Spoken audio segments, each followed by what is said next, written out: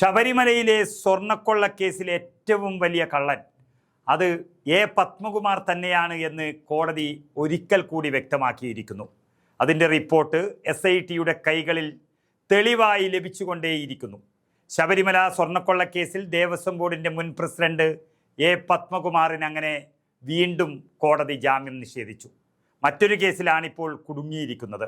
അതായത് ശബരിമലയിലെ ദ്വാരപാലക ശില്പങ്ങളുടെ സ്വർണ്ണപ്പാളി കടത്തിയ കേസിലാണ് പത്മകുമാറിന് ഇപ്പോൾ കോടതി ജാമ്യം നിഷേധിച്ചത്.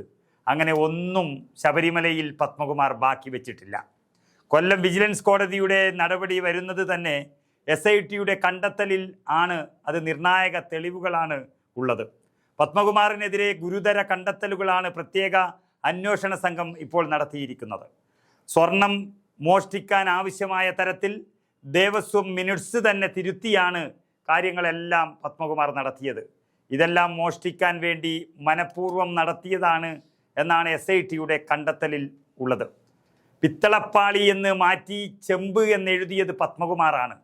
അനുവദിക്കുന്നു എന്ന് മിനിറ്റ്സിൽ സ്വന്തം കൈപ്പടയിൽ എഴുതിയതും ഇതേ പത്മകുമാറാണെന്നും SIT കണ്ടെത്തിക്കഴിഞ്ഞു. സ്വർണം പൂശാൻ തന്ത്രി അനുമതി നൽകിയെന്ന പത്മകുമാറിൻ്റെ വാദം തെറ്റാണെന്നും SIT കണ്ടെത്തിയിരിക്കുന്നു. മഹസറിൽ തന്ത്രി ഒപ്പിട്ടു എന്ന വാദത്തിന് തെളിവില്ല.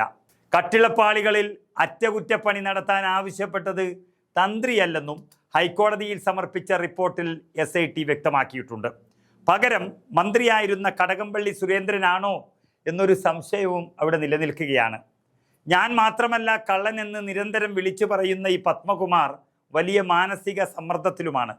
ഉണ്ണികൃഷ്ണൻ പോറ്റിക്ക് സ്വർണ്ണപ്പാളികൾ കൈമാറിയതിലടക്കം തൻ്റെ ഒപ്പമുണ്ടായിരുന്ന എല്ലാവർക്കും കൂട്ടുത്തരവാദിത്വമുണ്ട് എന്നാണ് പത്മകുമാർ പറഞ്ഞുകൊണ്ടിരിക്കുന്നത്. അതിൽ കടകംപള്ളി വരെ പെടും. എന്നാൽ സ്വർണ്ണക്കൊള്ളയിൽ പത്മകുമാറിന് കൃത്യമായ പങ്കുണ്ടെന്ന അന്വേഷണ സംഘം കോടതിയിൽ വാദിക്കുകയാണ്. പത്മകുമാറിൻ്റെ പങ്ക് വ്യക്തമാക്കുന്ന രേഖകളും വിജിലൻസ് കോടതിയിൽ സമർപ്പിച്ചിരുന്നു.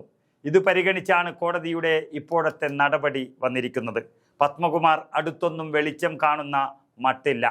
ദേവസ്വം പ്രസിഡന്റായിരുന്ന പത്മകുമാറിന് ഈ ഉത്തരവാദിത്വത്തിൽ നിന്ന് ഒഴിഞ്ഞുമാറാൻ കഴിയില്ല എന്ന് കോടതി കൂടെ പറയുകയാണ്. നേരത്തെ കട്ടിളപ്പാളി കേസിൽ പത്മകുമാറിൻ്റെ ജാമ്യാപേക്ഷ വിജിലൻസ് കോടതിയും ഹൈക്കോടതിയും തള്ളിയിരുന്നു.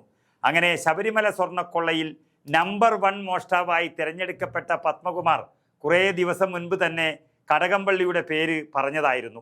അതിൻ്റെ അടിസ്ഥാനത്തിലാണ് മുൻ മന്ത്രിയായ കടകംപള്ളിയെ വളരെ രഹസ്യമായി ചോദ്യം ചെയ്തത്. എന്നാൽ ചോദ്യം ചെയ്തപ്പോൾ കടകംപള്ളിയുടെ പേര് പറഞ്ഞുവെന്നും കടകംപള്ളിക്കെതിരെ നടപടിയെടുക്കണമെന്ന് ആവശ്യപ്പെടുകയും ചെയ്ത ആളാണ് പത്മകുമാർ. ആ പത്മകുമാറിനെ പേടിച്ചാണ് കടകംപള്ളിയെ അതീവ രഹസ്യ കേന്ദ്രത്തിലെങ്കിലും ചോദ്യം ചെയ്തത്. അതോടൊപ്പം PS പ്രശാന്തും മോഷ്ടാക്കളുടെ പട്ടികയിൽ ഉണ്ട് എന്നും പത്മകുമാറിനറിയാം.